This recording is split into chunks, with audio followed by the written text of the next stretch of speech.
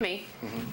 We're trying to find out information on a young man named Mario Escovedo. Have you heard of him? I know him well. He was here. I coached him here when at the high school. I can't say very much about his playing ability. There wasn't a whole lot there. We kind of carried him here. But what I'm concerned with, he owes us some hours. I have here the file from AP Detentions, 1981, which is when he was here. Around that time, I think he was here for about 5 years. He was on our 6-year graduation plan.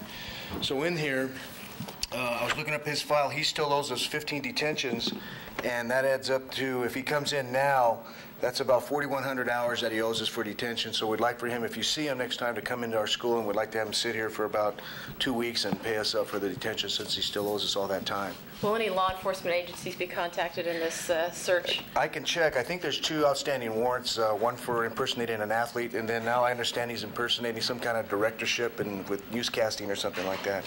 So they're after him right now.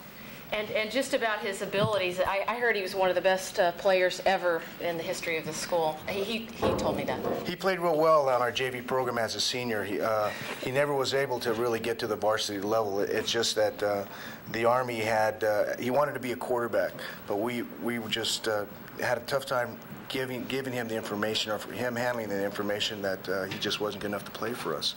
But he kept trying and I think we gave him a shot to throw the ball one time, but he hit a ref, and so we didn't want him to continue to play football because of possible hazardous problems that he presented. Oh, what a sad story this is. He is, but I understand he's doing well, especially after he got off Prozac. I think that's when he decided he was doing real good for us. Very good. Well, we'll look for him. Thank you. Appreciate it.